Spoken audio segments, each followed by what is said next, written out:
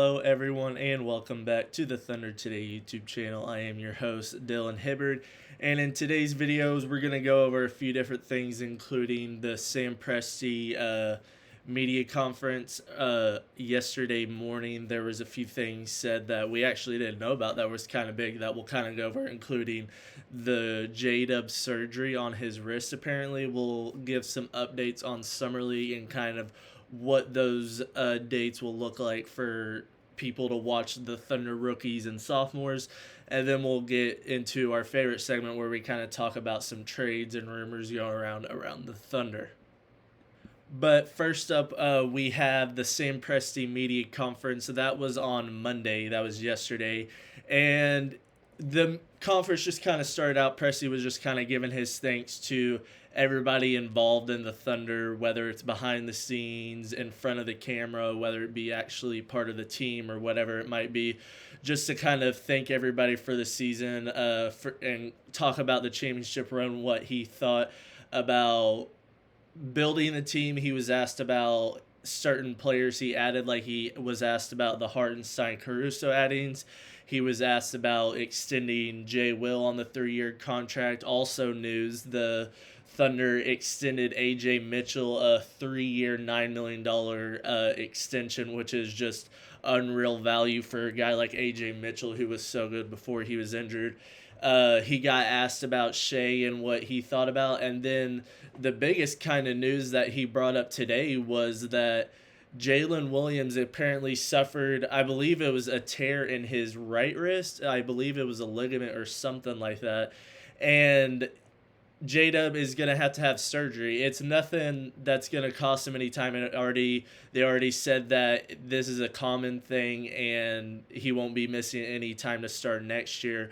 Apparently it happened on the back-to-back from the Lakers and Suns, like very late in the season, right before the playoffs. And it happened then, and he was good enough where he played throughout the entire playoffs and, I mean, had an all-time performance in Game 5 in the finals to drop 40. So kudos to Jada for playing on a wrist that had a torn ligament in it, and he'll get that fixed up. He'll all be good to go. And I mean, you can look at it now when you see some of those inconsistencies, and I saw a lot of that from just the way he was handling the ball. It felt like teams were poking it away and he was just losing his dribble a bit more. So that kind of adds up now, and hopefully that will get him fixed for this upcoming season.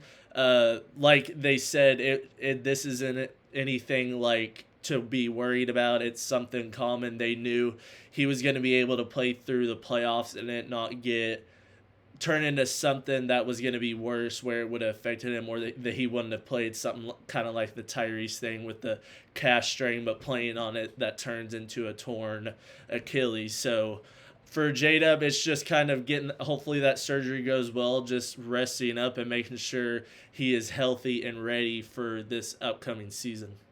And next, as we kind of transition to the Thunder Summer League talks, we'll kind of look over.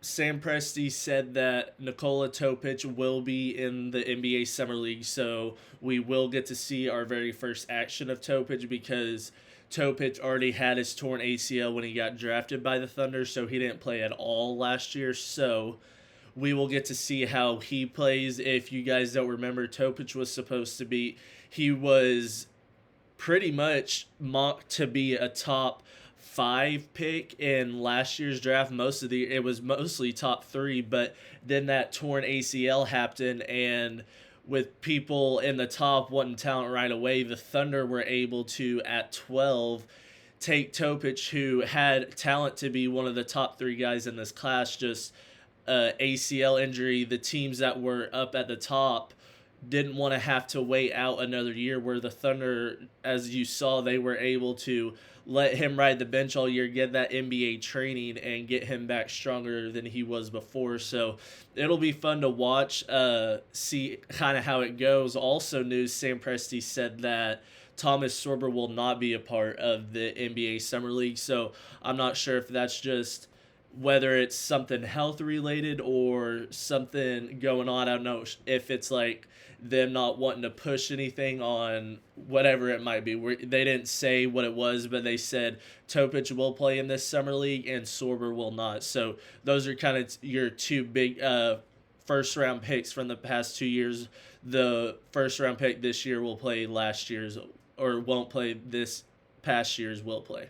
And we're also assuming that Barnheiser is a part of the Summer League as well, because why wouldn't he be?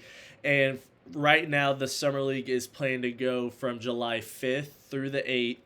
And then I guess, like, tournament to see who the best is from July 10th through the 20th. So we'll kind of see who everybody is made of. I believe the first game of Summer League is Cooper Flag and the Mavs versus Bronny James and the Lakers, which is weird because normally you always do number 1 versus number 2 to open up Summer League, but apparently they switched it up this year, so it will be the Mavericks versus the Lakers.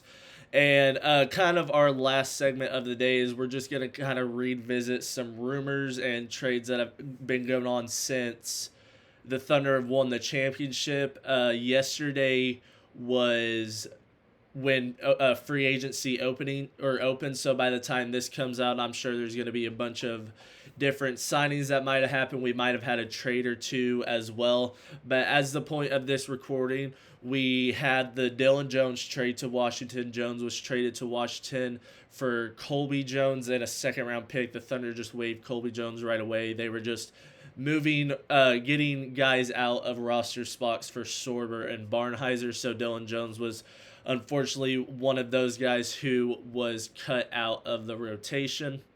And then once again, we had Jay Will sign a 3-year, $27 million extension. Just being able to control him for 3 more years is nice on a team-friendly deal. The Thunder just continue to get all their bench players and role players on cheap and team-friendly deals that will allow them to be able to sign your big 3 of Shea, J-Dub, and Chet, because I believe if Shea signs his Supermax this offseason, I looked at it and it was 4 years around $292, but if Shea wants to wait doesn't sign one this offseason, waits till next offseason when we would have to pay J-Dub and Chet, he could earn up to $5 million, like $395. So like pushing some crazy numbers on a Supermax deal. So hopefully the Thunder are able to get this extension done this offseason. Hopefully save some money where you can go and offer more to J-Dub and Chet if you need. We'll see if any of the 3 of the big 3 are willing to take pay cuts, whether it be Shea, J-Dub, or Chet. Presti was also asked in the conference talking about the Shea extension and what he is hoping to get out of it, and he said he doesn't really like talking about it. He believes it should be private stuff, so we don't have any information on if he's confident about re-signing these guys. It'll be interesting to see if any of them will take a pay cut, or if one of them, like a J-Dub or Chet, is like, I want the most, and if you're not going to give me it, I'll go to another team and just make my money and go that way. So we'll kind of see how they'll approach that. And then we also, I said earlier, signed A.J. Mitchell on a 3-year extension for just under $9 million. So about as team-friendly as it gets for a guy who was very productive before getting injured. And you're just going to add him to this rotation where the Thunder could legitimately play all 13 guys on their roster every night, and the last 5 off the bench could be quality role players for most teams in this league. So it's just kind of crazy how the Thunder are able to get these guys on team-friendly deals, and once it's time for them to get paid, we still have the draft picks to get the new guys in, and we can let them go out and get their payday and go play somewhere else, and we just rinse and repeat, and we're able to stay under the second apron that first apron where so many teams are getting punished like the Celtics, and then I believe the Lakers will be over the first apron this year as well. So it'll be kind of interesting to see how these teams approach the apron now and how the Thunder really approach it in general. But that'll be it for me today, guys. I hope you enjoyed this video. Let me know what you guys think down below of the Presti conference. If you were shocked by the J-Dub news, I know I was. It was kind of crazy to hear, but let me know what you guys think down below, and I will see you in the next one. Peace.